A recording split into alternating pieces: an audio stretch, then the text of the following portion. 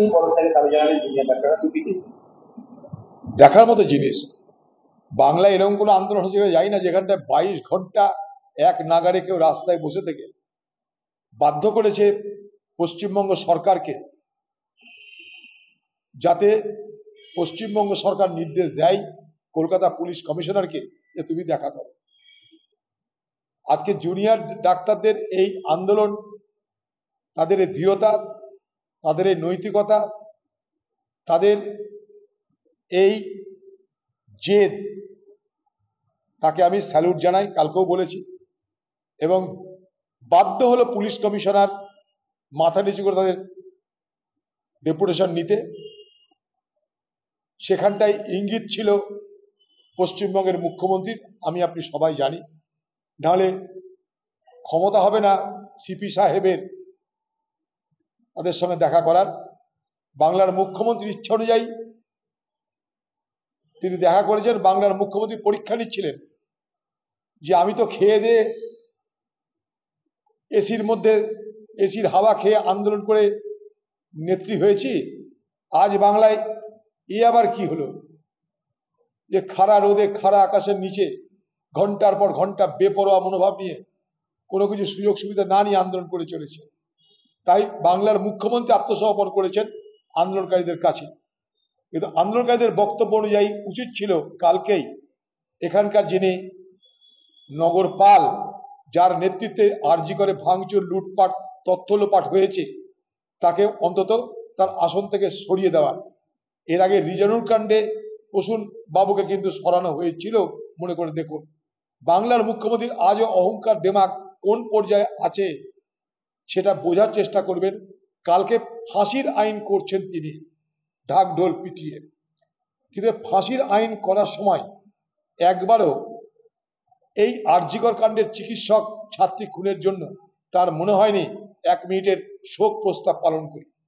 কত বড় নিষ্ঠুর, কত বড় নির্মম, কত বড় উদাসীন, আন্তরিকতাহীন একটা মুখ্যমন্ত্রী হতে পারে যে কালকে যখন ফাঁসির আইনের কথা বলা হচ্ছে, তখন আপনার মনে হলো না যে বিধানসভায় তাদের সেই আত্মার স্মৃতির উদ্দেশ্যে 1 মিনিট নীরবতা পালন করা। এইভাবে আপনি বাংলার মানুষকে বিচার দেবেন? দেখুন, এই আইন কালকে যেটা এসছে বিধানসভায়, আপনারা মনে করে দেখুন, অন রেকর্ড আমি বলেছি এইখানে বসেই, যখন এখানকার খোকাবাবু বলছিল 7 দিনের মধ্যে বিচার, 10 দিনের মধ্যে এনকাউন্টার, ফাঁসিতে লটকে দেব, আমি তখন বলেছিলাম ভারতবর্ষের সংবিধানের 245 আর্টিকেল অনুযায়ী 7ম অনুচ্ছেদে ক্রিমিনাল ল সংশোধন করার অধিকার রাজ্যের আছে। তাই এখানে কথা না বলে এতদিন আইনটা আনা হয়নি কেন? কারণ এই অভয়া কাণ্ড, আরজিকর কাণ্ড শেষ নয়, তার আগে বহু কাণ্ড ঘটে গেছে। বহু বাংলার মা বোনেরা ধর্ষিতা হয়েছে, লাঞ্ছিতা হয়েছে, খুন হয়ে গেছে। একটা নয়, বহু। তো তখন আপনার মনে পড়েনি যে আইন আনা দরকার?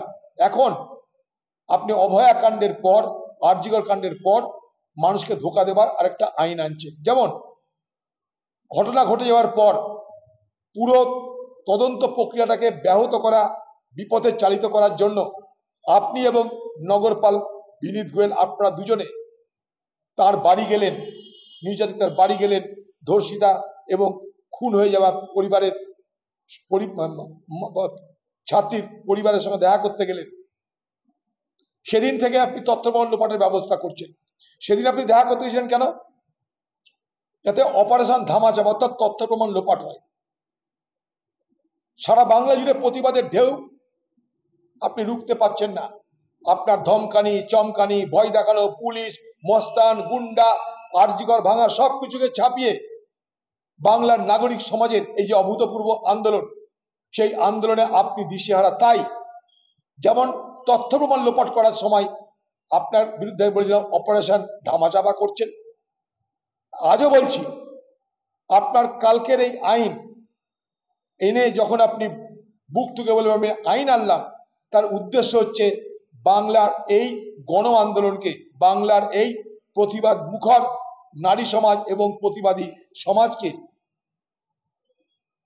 আরেকটা মিথ্যাচার করে তাদের এই ক্রোধকে প্রশমিত করা, তাদের এই বিরোধিতাকে প্রশমিত করা, তাদের এই আন্দোলনকে দমানোর জন্য এটা আপনার আরেকটা কৌশল।